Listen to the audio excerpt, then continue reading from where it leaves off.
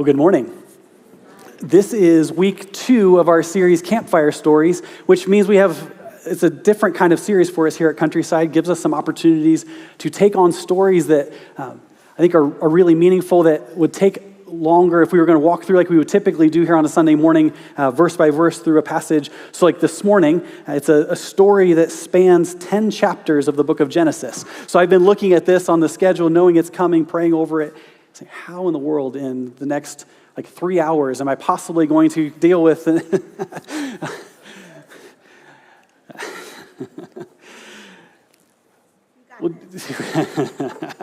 So I'll just say this.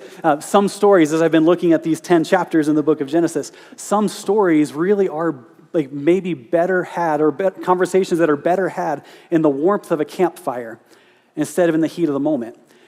Right, so we're going to have some conversations over this next month or so, where we are down here in the worship center having a conversation. Starting next week, your kids upstairs will be having a version of this conversation. You'll be able to have conversations as families as you go from this place, as you tuck your kids into bed, have lunch conversations, all those kinds of things.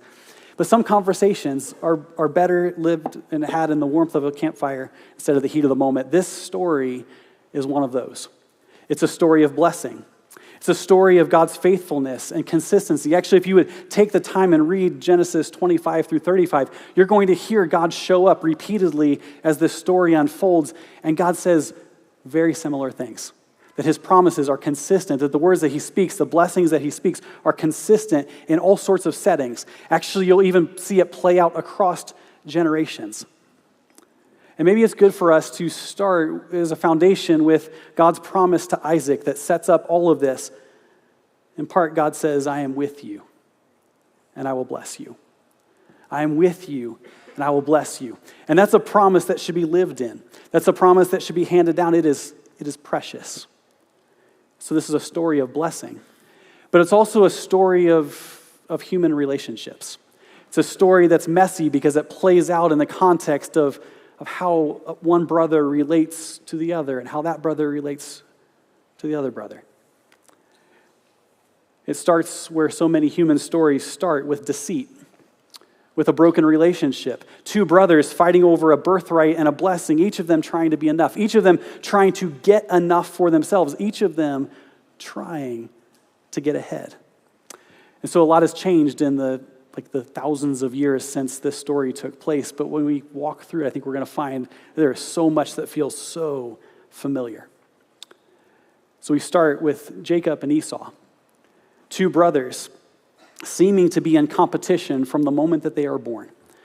Brothers competing. We don't get the whole story of their childhood, but we see this play out as they seem to be reaching adulthood, this moment where Esau has been working in a field. Jacob has been home making a stew.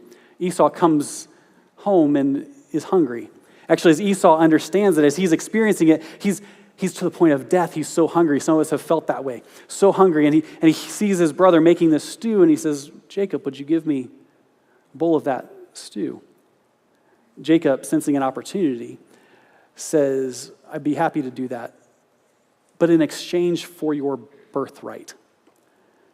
Esau contemplates his options. Actually, we hear Esau say, well, what good is my birthright if I'm about to die of starvation? And so he makes the trade.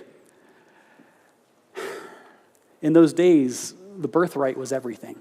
It was the family business. It's the inheritance. It's a position of authority within the life of a family. It was all of those things. And so Jacob, he's not just saying, hey, this thing that's sort of you kind of have it, but it doesn't really matter. He knows what he's going for. Esau makes the trades away his birthright. So maybe we start this story with a principle: don't trade your birthright. For Esau, so much is at stake, he just doesn't realize it because he's hungry. He's making this choice based on what's right in front of him. He couldn't see it in the heat of the moment. But this isn't just an Esau issue, right? This is an issue that we see play out all the time. We see people do this all the time. We see the headlines. We see people make choices. We see people as we live our lives making choices where it's like, you are giving up something so precious. Why in the world would you give up something so valuable? Why would they do it? It's because they choose to see, or they choose what's in front of them instead of what's actually valuable. And what concerns me is that you and I live in a world, actually you and I navigate a world that's unique in this, is that in so many ways there's so much that's pushed out to us that it's like we start to scroll and there's temporary things put in front of us, things that are pushed out to us, content that's pushed out to us, not to add value to your life, but to get you to pay attention to it and to try and get you to make the trade. Don't trade your birthright. Because here's the thing, in Christ, if you are a follower of Jesus, if you have found new life in him, if you've been born in him, your birthright is valuable beyond imagination. And yet we trade it away. We trade pieces of it away for all kinds of stew. That might look like, for some of us, settling for a life that's less than what God created you for. Settling for an approach to life that's not what Jesus was sent to make possible for you. Making a trade for the temporary over what you want the most. Or maybe it's just as simple as we're falling into the trap that's so easy to fall into. We're literally scrolling our precious lives away. Don't trade your birthright. Jacob made a play successfully for a birthright, but he also made a play successfully and with a whole lot more deceit, made a play for the blessing that Isaac had intended for Esau. And so the whole story plays out. Isaac is wanting to bless Esau. Jacob pretends like he's Esau, receives the blessing that Isaac intended for Esau to receive. A blessing is a precious thing. If a birthright is everything, a blessing is a precious thing. Because this is where we hear God actually make the promise to Isaac. God says to Isaac, I am with you. I will bless you. And then this story plays out. Jacob takes hold of the blessing, receives the blessing meant for Esau. And now Isaac knows that this relationship between his sons is now broken beyond repair.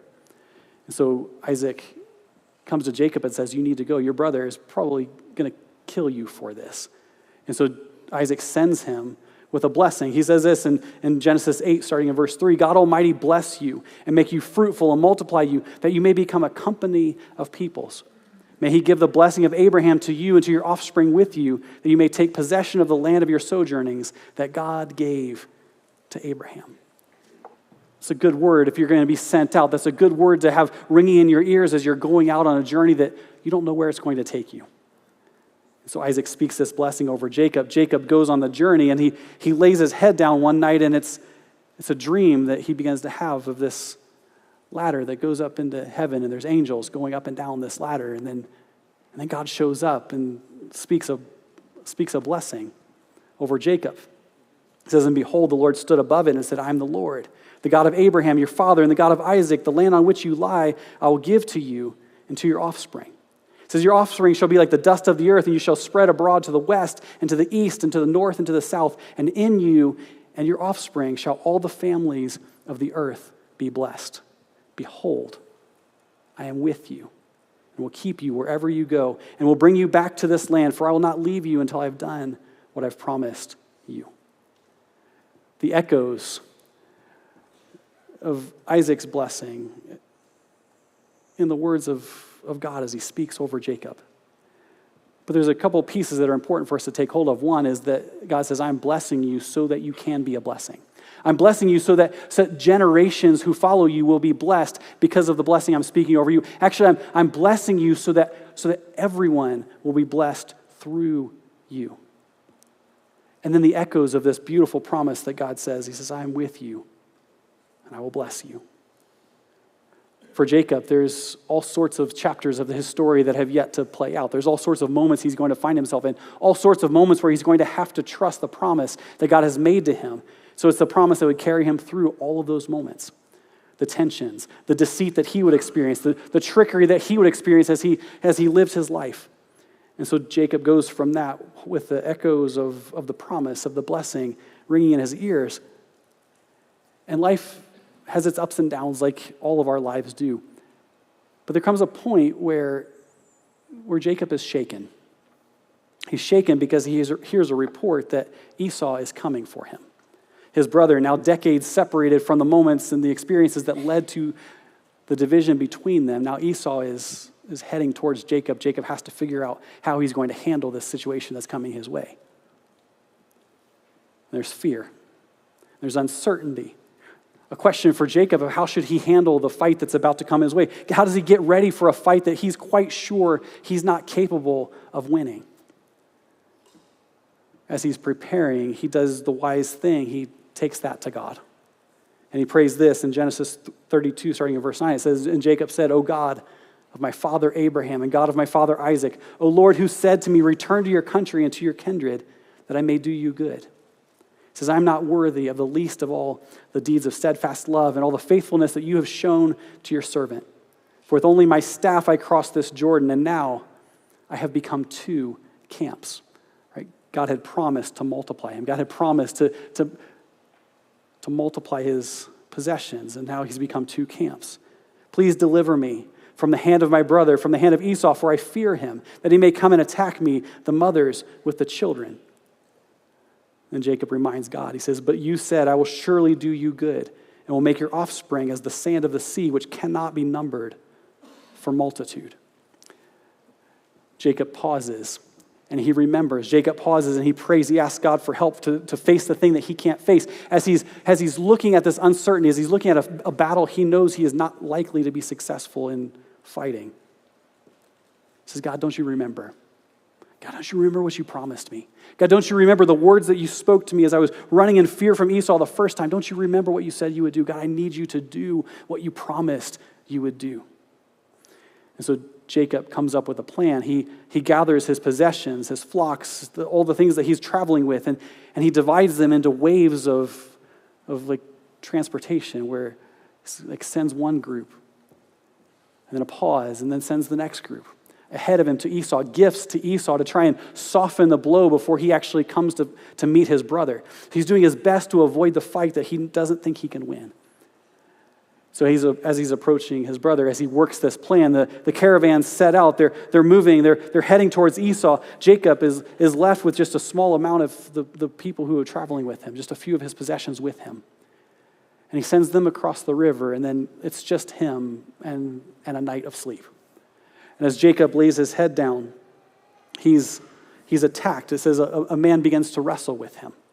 So Jacob wrestles. They fight through the night. They're wrestling and fighting and striving and struggling. And at one point, Jacob has his hip thrown out of socket, and he's wrestling and fighting, and finally gains an upper hand, and he's holding down this one he's wrestling with.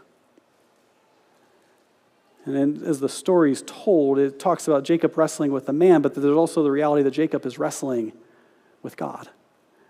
And so as the light begins to dawn, Genesis 32:26, then he said, let me go. The man who's being held down, let me go, for the day has broken. But Jacob said, I will not let you go unless you bless me. And he said to him, what is your name? Right, the one he's wrestling with, what is your name? He said, Jacob. And then he said, your name shall no longer be called Jacob, but Israel. For you have striven with God and with men and have prevailed. You've wrestled through this thing. You have wrestled with God and you've survived, and so your name is different. You're not now carrying a name that has everything to do with the wrestling, but now it has to do with the future. But Jacob walks away not just victorious in this wrestling match, but he walks away with a blessing. And he walks away with a limp that he would carry for the rest of his life. There's a principle at play in this chapter, in this moment in this story, is that when you get to the other side of the struggle, right? Some of us are walking through a struggle right now. When you get to the other side of the struggle, let the limp that you will probably have on the other side of any great struggle, let it remind you of the blessing and not the fight. Right? Jacob could have walked away from that wrestling match and could have only remembered the fight, remembered the struggle and the wrestling with God and the striving and the struggling and the pain and the frustration and all the things that were wrapped up in this fight. Or he could walk away and with every step, a reminder, God is with me, I am blessed. God is with me, I am blessed. When you walk through hard things, when you struggle, when you wrestle with God, when you have those nights where you're wrestling with God, and you come out on the other side with a limp, let the limp remind you of the blessing, not just the struggle.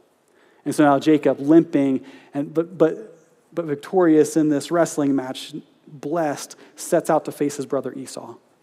The question is, how should Jacob approach Esau?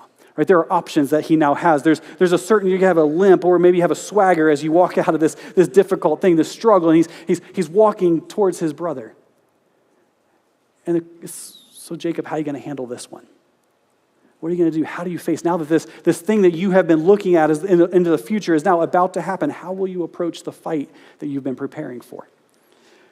When I was a kid, some of you maybe have done this too. When I was a kid, I would read books like the Choose Your Own Adventure books. Have you guys remember these? You wouldn't read the whole book. It looked like the story was going to take you forever to read, but you would get to a certain point and it would give you options. And so you would pick of the options. And so here's this thing you're faced with, and if you choose this, turn to page 47, and the story will continue based on that choice that you've made. Or if you choose this other thing, turn to a different page, and that will take you to the results of the choices that you've made. I loved being able to read a story that you could participate in, that the choices that you made would actually affect the outcome of the story. And there were times when it was interesting to look at two options at the end of a chapter about what would happen next and know full well that one choice is an utterly terrible choice. And so, I'm going to keep my finger where I'm making this choice from, but I'd like to see how this plays out if I choose absolutely the wrong thing. I just want to know. And you'd turn to that page and it'd be like one paragraph that would describe the tragedy that would come upon the characters that you're reading about based on that choice. So, nope, don't want to do that. Let's go back and make the right choice. Jacob seems to be in one of those moments where you're going to choose to fight or choose a different approach. So as he's approaching his brother, he makes his choice. Is he going to walk with a preparation to fight, a swagger that says, I've already won some battles along the way, I've already been successful in other kinds of things, or is he going to let the limp remind him with every step, God is with me, I am blessed. So he approaches his brother. And there's this moment where the conversation that's been decades in the making is about to happen, and Jacob approaches his brother. And as the story is recorded in Genesis, he doesn't fight Esau. He doesn't try to intimidate Esau. He bows before his brother. Actually, 7 times that he bows before his brother. And then this conversation plays out. Esau says this, Genesis 33, verse 8. Esau said, what do you mean by all this company that I have met? So Esau has been traveling towards Jacob, and he's been experiencing those waves after waves after waves of gifts for Esau, trying to soften the blow. So he's now talking to his brother. He says, why have you sent all of these things to me? What does this mean? Jacob answered, to find favor in the sight of my Lord. But Esau said, I have enough, my brother. Keep what you have for yourself. And Jacob said, no, please, if I have found favor in your sight, then accept my present from my hand, for I have seen your face, which is like seeing the face of God, and you have accepted me. Please accept my blessing that is brought to you, because God has dealt graciously with me, and because I have enough. Thus he urged him, and he took it. Here on whatever setting this was, as these two brothers come together, these two brothers who have fought for their whole lives for enough, to be enough, to get enough, to somehow gather for themselves enough, that they now look at each other and they say, it's enough. What we have is enough. They're not fighting over what they've already been given by God. Which lets them both of them live out this life-changing principle, let your blessing be a blessing. We've heard God say to Jacob, you will be blessed, and others will be blessed through you. Now, Jacob blessing his brother from the abundance of the blessings that he's received. Esau saying, brother, I don't need what you're giving me. I'm blessing you with this invitation to come home. Imagine what God could do if we took what we have been blessed with and say, God, I don't want this just to be a blessing for me, but God, would you bless others through me? Whether that's our kids, the generations that follow, to think about blessings received, that we then bless those who come behind us. Blessings we receive, that we bless others as we come into contact with them. To experience that multiplying of blessings when you're blessed, and then you're blessed again by seeing others blessed by your blessing. And so these brothers, this story that's been decades in the making, the striving and the deceit and the struggle and the fear and the what ifs and how could I ever face and if I ever see him again, all these kinds of things. Now, Jacob and Esau set out for home. Jacob has a pause in this trip back home, and I think he is aware there's some stuff that still needs to happen, that God's not done with Jacob yet. Genesis 35, verse 1, God said to Jacob, "Arise and go up to Bethel and dwell there. Make an altar there to the God who appeared to you when you fled from your brother Esau." Now it's God's turn to remind Jacob of how he's interacted with him. Now it's God's turn to remind Jacob of the work that he's done, the promise that he's made to him. And it's with that reminder, as God says, don't forget what I did for you. Don't forget that I came to you when you were on the run, when you were afraid, when you were running from your brother Esau, that I came and I appeared to you. I met you in the midst of your fears. And it's with that reminder, the God who met him when he was on the run asks Jacob to get rid of some of the stuff that he's picked up along the way. See, Jacob, as he's been on this extended, decades-long journey, as he's done this, as he's gathered and built a family, his wives have brought with them idols from their households. And God says, that has no place. That has no place in your life. That has no place in being part of what you bring back with you. And so, Jacob, I'm asking you to clear from your group the idols, the household gods that you've been carrying with you. Remember, I'm the God who appeared to you when you were on the run. And so Jacob does what God asked him to do, and then God blesses him. Appears again, Genesis 35, verse 9. So God appeared to Jacob again when he came from Paddan Aram and blessed him. And God said to him, "Your name is Jacob. No longer shall your name be called Jacob, but Israel shall be your name." And so he called his name Israel. And God said to him, "I am God Almighty. Be fruitful and multiply. A nation and company of nations shall come from you, and kings shall come from your own body. The land that I gave to Abraham and Isaac I will give to you, and I will give the land to your offspring after you." This is a long time coming. There is stuff that God has been working out of Jacob all along the way. And so now Jacob is prepared to go home with having dealt with the stuff that needs to be dealt with, having now been reconciled with his brother. And so Genesis 35 closes with this beautiful homecoming moment. The story is recorded that Isaac, now at 180 years old, has come to the end of his life. Genesis 35, verse 29, it says this, "And Isaac breathed his last, and he died, and was gathered to his people, old and full of days, and his sons Esau and Jacob buried him." It's a beautiful homecoming. For Isaac to have lived long enough to see the tensions and the fights and all these things that have happened as he's watched his sons try to navigate their lives and wrestle their way through enough and fight and strive and struggle and have all the conflict within them, now to watch as his sons come together and they bury him. We could look at this story as an interesting story, right? It's got all sorts of interesting twists and turns along the way. There's all sorts of things that if you spent some time reading those 10 chapters, there's stuff that's on the cutting room floor. There's moments that are fascinating as Jacob and Esau have worked their way through this journey as brothers. But for us, this is more than just an interesting story. This is an invitation for us to live our lives marked by different and better things. To remember, as we listen to a story, to remember to never trade your birthright. To recognize that in Christ Jesus, you have a birthright that is valuable beyond imagination. To look at whatever is being offered to you, whatever is being presented to you that's temporary and isn't worth the value of what's being asked for. So I will never, not for anything will I trade the birthright. I won't diminish it. I won't give parts of it away. I won't let go of pieces of it. It's valuable and precious, and I'm going to hold on to it. I won't trade my birthright for anything. Someone here might be actually considering something very temporary, making a choice based on what's right in front of you. Don't trade your birthright. Whatever it is that's temporary, that you are tempted to take hold of, to make a trade for, that's not what you actually want, don't trade your birthright. And let the limp, on the other side of the struggle, let the limp remind you of the blessing and not the struggle. Some of us have walked through hard things. Some of us have struggled and strived, and we would actually describe that we've gotten to the point where we have wrestled with God on a particular issue or through a particular season of life, and we've wrestled and wrestled and wrestled. And if all we do is remember the wrestling, it's going to leave us bitter.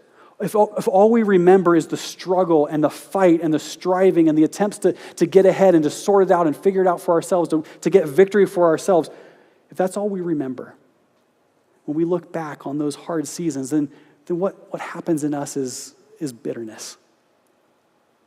But when we walk with that limp that is inevitable on the other side of the struggles that we walk through, let the limp remind you of the blessing and not just the struggle. God is with me and I am blessed. God is with me. He carried me through.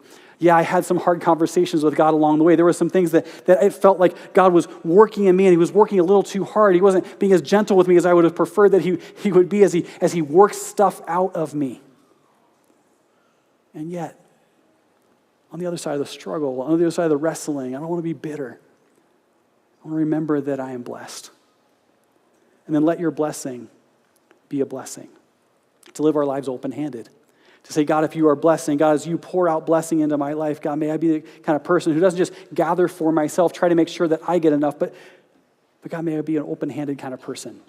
Where the blessings that you have poured into my life becomes a blessing, not just to me, but to those who come behind me. To those I interact with, that there's a multiplication of blessings because God, I understand that you have blessed me so that I can be a blessing.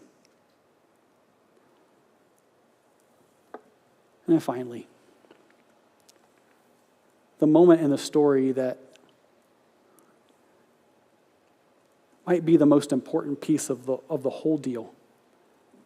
Come home. For some of you, you've been out there. You've been on a journey that's maybe not the exact same journey, probably not the exact same journey that Jacob has been on, but you've been walking a path that's marked by wrestling and fighting and deceit and fear, and you've been striving and struggling. You've been afraid of what it would look like to ever turn around and try and go back home, but you've been walking and trying to figure it out, trying to figure out how you could soften the blow if you'd ever start to make that move back home. You've been out there, living a life marked by wrestling and fighting and fear. This morning, the invitation is simple: come home. You don't have, like Jacob pictured, a brother who was waiting to annihilate him when he began the journey back home. We have, because of what Jesus did for us, because of his life and his death and his resurrection, we have Jesus Christ making the way for us, laying down his life to make our return home possible. And so you don't have to live in fear. You don't have to try and send things ahead of you to soften the blow, to have done enough to soften it so God might want to have something to do with you. That God, through Jesus Christ, has made a way for you to come home. And so if you've been wrestling, striving, struggling, living in fear of what that might look like, this morning the invitation is so simple: come home. Now, it might be that, just like with Jacob, there were some things that he had to let go of. Some stuff that he picked up along the way in the journey that needed to be laid down before he could come home. But God can handle that. To trust him with the invitation to return home, to trust him with the invitation to come home to the God who loves you, who sent his son to make a way for you, to allow him to do the work in you, to allow him to point out the stuff in your life that needs to be laid down, buried, and left behind so that you can live your life in the freedom that's made possible through Jesus Christ. Come home.